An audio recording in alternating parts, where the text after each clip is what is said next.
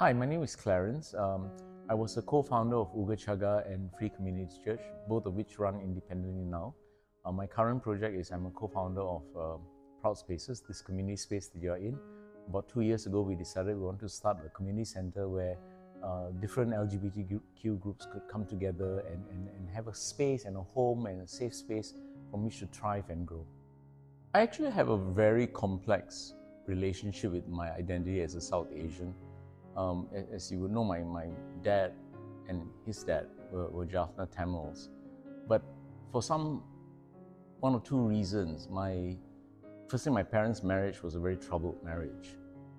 And I was therefore brought up by my mother mainly, and I was much closer to the Chinese side of my family. And secondly, I think my paternal grandmother really wanted a Tamil daughter-in-law. And so she never really fully accepted my brother and I.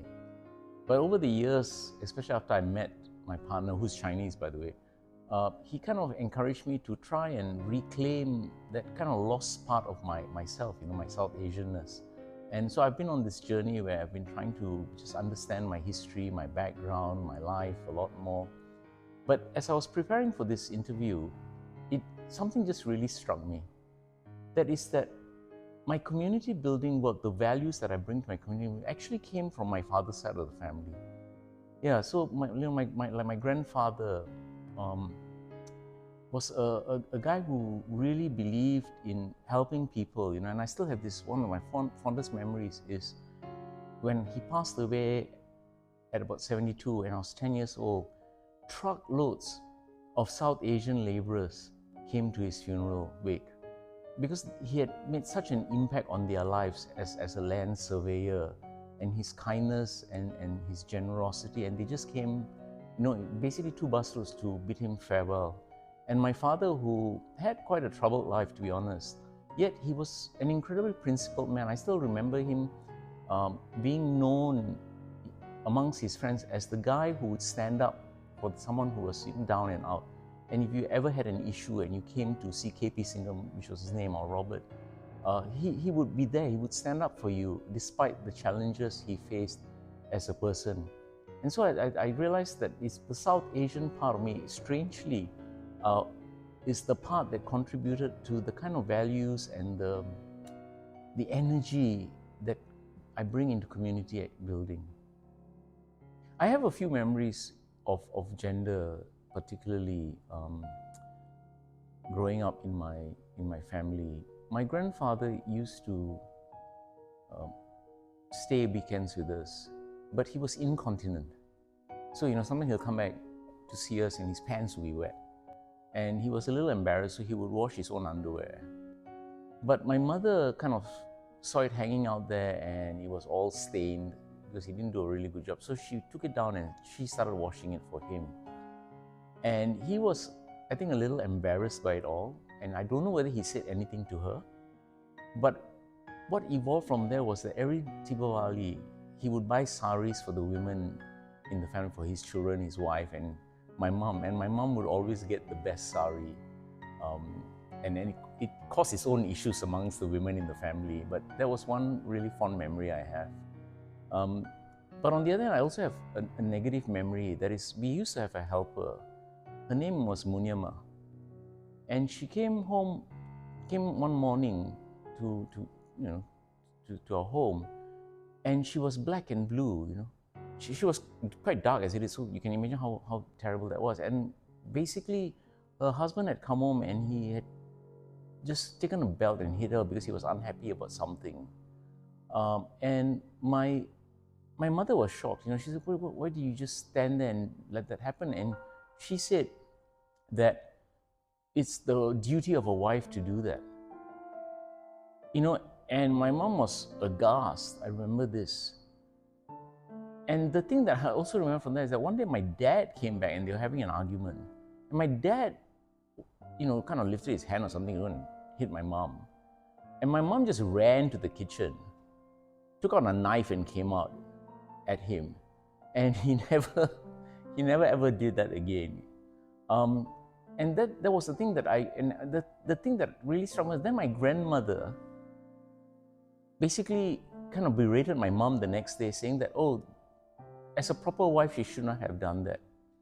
And my mother basically told her to F off. And that was my second memory. It's not such a great memory in terms of the gendered structured relationships that sometimes happen, in very patriarchal kind of communities. But then the other memory I have is being in Jaffna, and I went to a Hindu temple and I saw this really old painting of a bi-gendered Shiva. The left hand I think was male and the right hand side of the Shiva was female, and I found that mesmerizingly beautiful. And I thought, wow, this is a culture where, you can blend, and maybe there's a richness in this culture that we need to reclaim and understand and really cherish and value. I started reading a bit more on just what's happened in Sri Lanka, particularly in Jaffna. And the books have kind of got me a bit more rooted. Like I love, the recent one I read is Ganeshanandan's Brotherless Night, which is a book I love so much that I've been giving it to friends. Another book is Arut Pragasam's A Journey North, which is also a really beautiful book. And it's helping me reconnect with who I am and my roots and my history. And a few years ago, I had a Tamil boss who basically kind of sensed this alienation, and he insisted, well, he didn't insist, he suggested he and another colleague take me on a road trip to Jaffna.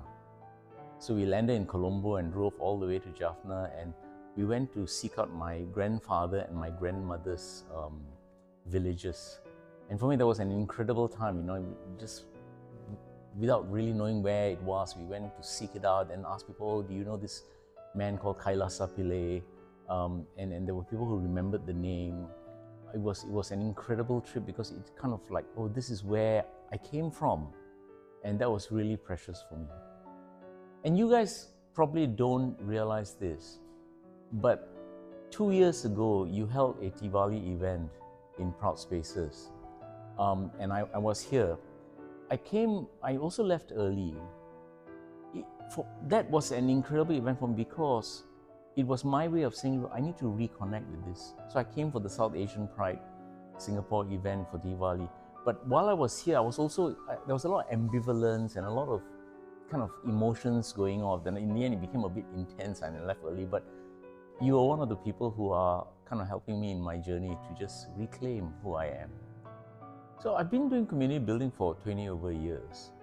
And I have to say, coming across South Asian Pride Singapore was really a critical thing for me, because in the 20 years I didn't see any group focused on the South Asian LGBTQ community, and I've always wondered where they were. So seeing you guys come into your form is I think really fundamental and really special.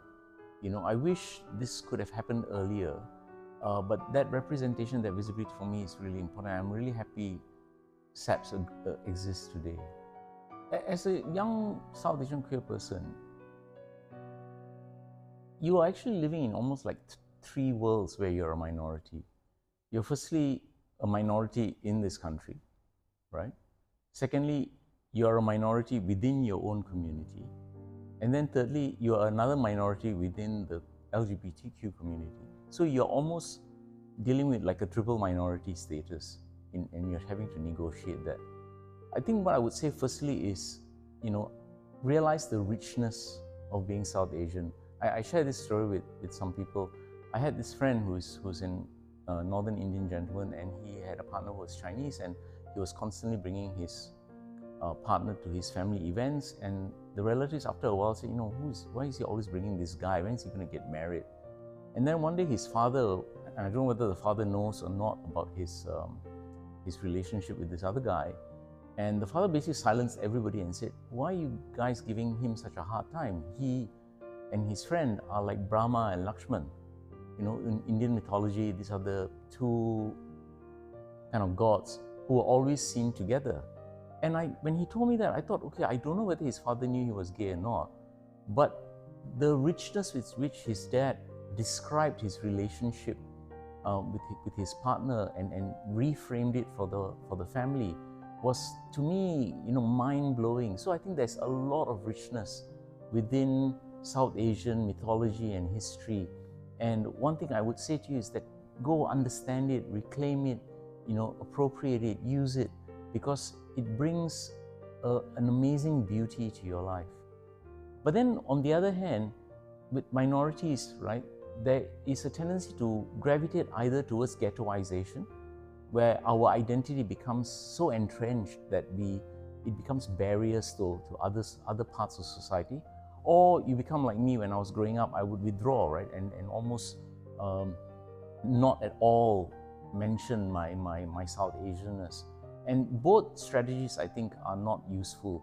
I think what we should be able to do is to anchor ourselves in our own community, our own values, but yet be able to see how we can use that as a bridge to bring value, to bring diversity, to bring richness to wider society. So what I would say is that find ways to use your identity as a launching pad, but not as a defensive move because you are insecure. There is a tremendous richness in being South Asian. Like some of the best LGBTQ movies, for example, there's some of them have been come out from South Asia, right? And I think my counsel would be, learn to anchor yourself in your history, and not just in the modern history, but if you go back into mythology, there's just a lot of richness in South Asian mythology. For example, I have this friend who kept bringing his partner to family events. And after a while, the relatives, the aunties and the uncles were like, why is this guy always bringing this other guy to our events? Why doesn't he go and get married? And the dad of this friend of mine one day just stopped all the relatives and said, look, he is like these two personalities in Indian mythology who were always found to be together. And he said, this is their relationship. They are just these two individuals who are always together, and so stop bugging them. And I thought, I don't know whether the dad knew they were gay, but that the dad framed their relationship in that kind of thinking, I thought was incredibly rich and so powerful. And that's why I'm saying that you really need to find your roots, because your roots anchor you, and especially being South Asian, there's so much diversity and richness in South Asian history. For a minority community, South Asians had a tremendous impact on Singapore's founding and history. Our national pledge was written by Mr. Rajaratnam. We've had Mr. Jayakumar, who was a very important minister in government. He was Deputy Prime Minister, but he was also very important in our foreign relations. We've had MAS Managing Director who was Indian. We've had our Chief Justice is South Asian. Our President is South Asian. So we as a community have had a tremendous impact and contribution to the growth of Singapore and development of Singapore. And so I'm asking myself, why shouldn't that be the case too with the LGBTQ community? Wouldn't it be wonderful if one day, when people are looking back at the history and the development of the queer community in Singapore, they have names, I don't know, like Maran or Bernice, who contributed significantly to the growth and the development and the well-being of the community. I would really, really love to see that one day. If I had to leave one thought, is that go make a difference. As a country, as a people, we have ups and downs, but we are tremendously blessed. And I've always believed, and my father always taught me this, that you are blessed to be a blessing. So go and make a difference. Make someone's life better.